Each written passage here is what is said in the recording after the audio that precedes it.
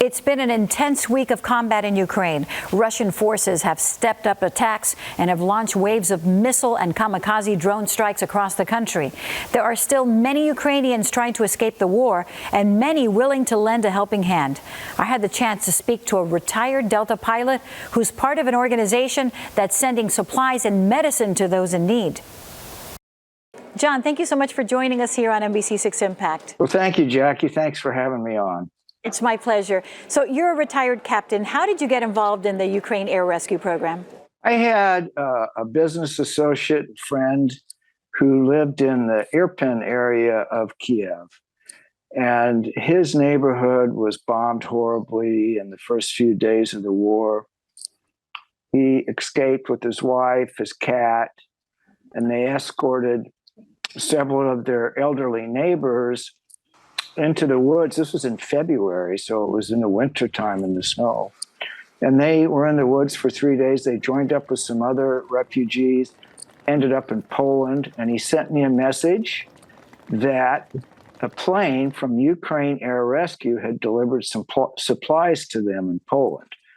And so I contacted them in March, and a few weeks later, I was making preparations to go over there and volunteer to fly for Ukraine Air Rescue.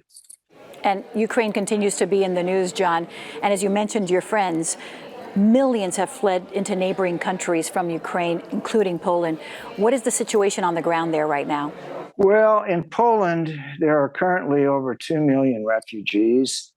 In Germany alone, there's over 900,000. And I was based in Bonn, Germany. Ukraine Air Rescue is essentially an air link for a number of NGOs, non-government organizations that provide aid to the Ukraine. So Ukraine Air Rescue is the air link for them to get medicine, drugs, and medical supplies quickly out there. Is that what's most needed there right now? Medical supplies? Well, everything's needed. The supplies move in different modes of transportation. Some goes by train, some goes by truck, some goes by sprinter van. But typically, drugs and medicine are needed urgently, so they go by air. It's an all-volunteer Air Force.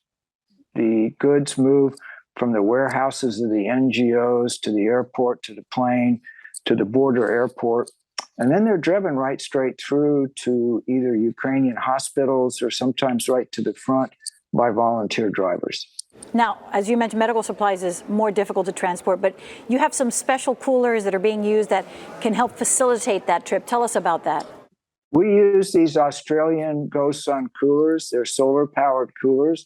A lot of that medicine needs to be kept cool. And that way it can move quickly in 1 day's time and be kept cool in those coolers. They don't require electrical power, and we use them all the time.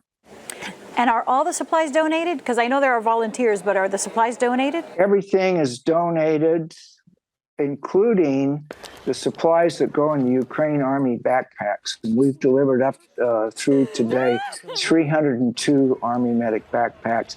Everything in those backpacks is 1,000 euros worth of supplies is donated, goes to the Blue Yellow Cross warehouse in Bonn, where they are put together by volunteers, a lot of them medical students, driven to the airport by a volunteer, flown to the border by volunteer pilots in their planes, and then driven to their destination in Ukraine by volunteers as well. How can someone get involved to either volunteer or to donate? Well, Ukraine Air Rescue, there's a website, ukraineairrescue.de, and you can donate on that website. And as well, the Blue Yellow Cross is in Bonn, Germany, and they accept donations as well. Do most of the people that you've spoken with, is it their thought process to go back to their own country? A lot of them have gone back, and they're in the process of trying to rebuild their homes. And it's a real problem because winter's coming, and electricity and power and running water are all in short supply. So the conditions in some of the cities are really, really, really bad right now. Well, it's amazing the work that you're doing for these people. We really appreciate that. And we thank you so much for what you're doing. Thanks, Jackie. Thanks for having me on.